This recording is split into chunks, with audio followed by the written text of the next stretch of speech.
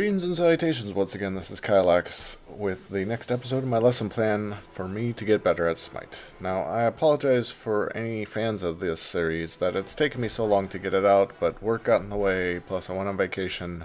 Overall, no excuses, I'm sorry.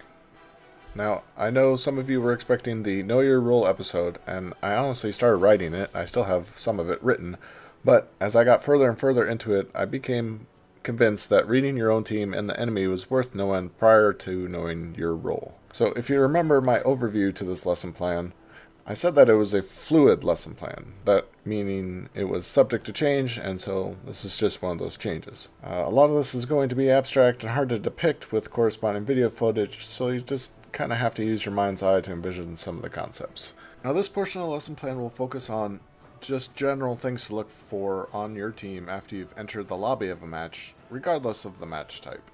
Now the first thing you want to be looking for and the first thing to avoid when people in the lobby are selecting gods is a concept that I like to call overloading. That's where you have either 4 or 5 gods on your team that are either magical damage or physical damage. The reasoning behind it is that if you have too much of one damage type on your team, then the enemy team can easily negate your damage by purchasing 1 or 2 defensive items against that damage. So take into account that you can purchase 6 items for your god during a game, and you really don't want to give your enemy an easy way to stop you from killing them. Next concept I want to touch on is synergy, aka sympathetic energy, or in layman's terms, it's the ability of things, or in this case gods, to work well together in a mutually beneficial relationship. Recent example that comes to mind is the Fenrir Nuwa Shake and Bake combo, where Nuwa would place down her ultimate, then Fenrir would use his ultimate to grab somebody, and then proceed to furiously shake them back and forth over the electric walls of Nuwa, melting down the enemy health from 100% to 0 in a matter of seconds. Now this comes with a disclaimer in that this was fixed in the most recent patch. I would call it a nerf, but honestly it was extremely OP.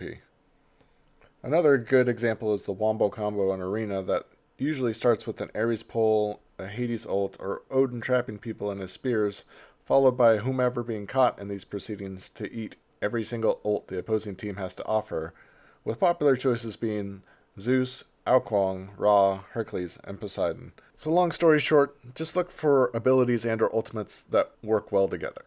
Following that, you want to identify all the gods who have a global ultimate, which is an ultimate that can either affect someone on the map regardless of where they are, like Xabalanque's ult or Nice ult. Now yes, I know, disclaimer, Nice ult is global in that it can hit anybody anywhere, but she does require vision of that person. Or you look for an ultimate that can basically transport a player across the entire map, like Apollo's Chariot and or Athena's Defender of Olympus. A global ultimate just basically means that they can reach out and touch you from anywhere on the map. Next, take a gander at the gods' speed. So, at their abilities, do they have a dash in them, like Agni, Mercury, Tyr, Xabalanque, Apollo, Athena, Cupid, Guanyu, Hercules, Sobek, Vamana, Vulcan, kind of? Or do they have jumps, like Anhur, Bakasura, Bacchus, Bastet, Fenrir, Hades, Hunbats, Niza, kind of, Neith, or Odin? Or even do they have teleports, like Hades and Thor do? These gods can get across the map much faster, plus they'll be able to get away a little bit easier than gods without one of these abilities. Now, it should be noted that I'm not considering gods who have the ability to do these with their ultimates like Loki, Niza, Hebo, because using an ultimate just to get it across the map faster is just plain silly. But they can be used in emergencies just to GTFO. So the fifth thing you want to be looking for when you're reading your team is crowd control. These include any stuns, roots, taunts, knockups, and to a lesser extent slows. And these are the effects and abilities that basically help control a team fight. Not really sure why they're called crowd control, because not all of them apply to a crowd. But it's again something you want to be aware of, and it'll also help you in planning what actives and what kind of build you're going to do. So now, in order to help memorize these categories, I'm going to come up with what's called the mnemonic device. Basically, it's just a phrase or sentence in order to help me remember all of the things that I want to be looking for when I'm reading my team and also later on reading the enemy team. So we'll just go with this. Overloading synergy, globally speeds up crowd control. So you got 1, overloading, 2, the synergy category, 3, the global ultimates, 4, the speed of the team, and then finally the crowd control. So now after your team has picked the optimum team based on some of the factors previously mentioned, because that's how all matches go, and all the teams I play on are perfectly constructed based on logic and common sense, lol, then apply the same critical eye on the enemy team after their team composition is revealed. This will just give you a general sense of what your team does well versus what they do well, and kind of give you some ideas of what your build might be for that match. And like I said, this lesson plan is all about building off of previous knowledge. So keep this in your back pocket for later when we get into the items and builds episode. So now that I've gotten the general concepts out of the way, I'm going to touch on the current Conquest meta. Now, I don't know enough about Arena and or Domination or the other match types to speak about what their current meta is. If you know what it is, post it in the comments below. I will make an addendum to this or make some sort of adjustment to this episode to include that. What I'm going to talk about is currently the most popular meta for Conquest. But please note that there are several variations that you may encounter besides this one. Also, it should be noted that in my next episode, I'll kind of be looking into the reasoning behind why this is popular and why it works the way it does. So when you enter into a Conquest lobby, here are the roles that you'll see being called in the lobby chat and the type of gods that you should expect to see being picked to play those roles. Starting with the mid. Mid is a mage with good clear. Popular picks include Agni Ao Kuang, Poseidon, Isis, and now supposedly Nuwa, though I've honestly yet to see it. Following that, you'll see solo lane, or solo role. This is generally a warrior with good clear and some sustain, or you might see another mage with good clear and sometimes with sustain on them. Examples, Guan Yu, Hercules, Tyr, Chang'e, Ra, Hel, Vamana. You may also encounter hunters who want to play this lane like Apollo or Neith, but it's not the easiest thing in the world for them to do. Now these people will go to the short lane. Then you'll see Duo. This is a hunter and a guardian, or sometimes a tanky warrior combination that will go to the long lane. Examples are Sobek and Neith, Anhur and Ymir, Apollo and Athena, or any one of several dozen other examples that I'm not going to take the time to list because they're too numerous. The last one you'll see is just jungle, and like I said previously, it's usually an assassin or warrior with good camp clear and high gank potential.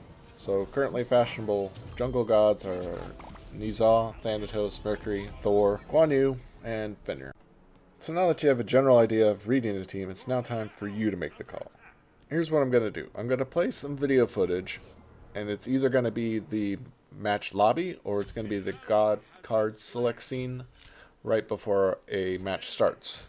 I'm going to let it play through, and I want you all to do your best to try and identify some of the concepts that I previously mentioned.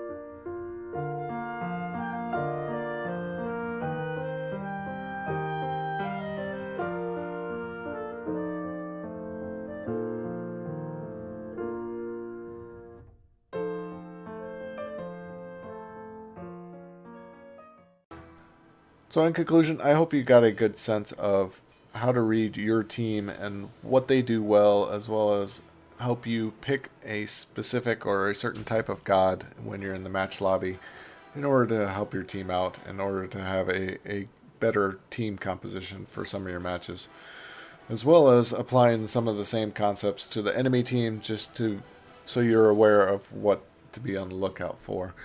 If you feel like I missed something or I need to delve further into something, then please comment below. I will make addendums to this or make annotations in this video where changes need to be made. As well as if you enjoyed the video, please comment below. It's always great to hear a nice comment that something that I've created has helped somebody or that they enjoyed it. Or just a simple like is honestly just enough. If you have friends that are struggling with Smite and you think this will help them, then please, by all means, share. And thanks for watching. I hope to see you in game.